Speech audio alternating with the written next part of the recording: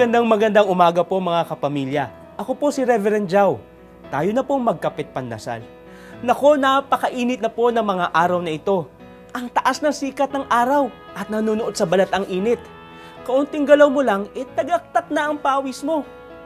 Napakasarap tuloy umistambay sa ilalim ng puno, lalo na kapag tanghali. Habang medyo inuugoy ka ng ihip ng hangin at makakatulog ka sandali. At pagkatapos mag-relax, mas may energy sa buong araw. Tulad po ng init ng panahon, minsan madali rin mag-init ang ulo natin. Kaunting kilos ng kasama natin sa bahay o sa trabaho, napapagalitan natin. Makarinig lang minsan ng simpleng salita, naku, sumasama na ang loob. Iyan po ang init ng ulo ang nagiging sanhi ng marami at madalas malalim na away.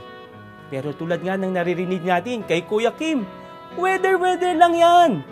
Naiiwasan ang maraming gulo sa buhay kapag pinalipas muna ang galit at init ng ulo. Kaya po tulad ng ginagawa natin kung summer, kailangan relax muna para maging malinaw ang isip. Higit na nagiging maganda ang takbo ng araw sa taong mahinahon at mapagtimpi. At syempre, hindi natin yan makakaya kung walang gabay ng Espiritu Santo.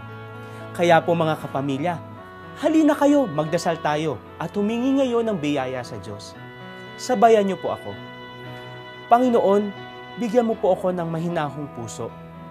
Sana'y hindi init ng ulo ang maibigay ko sa aking mga kasama, kundi ang init ng iyong pagmamahal. Amen.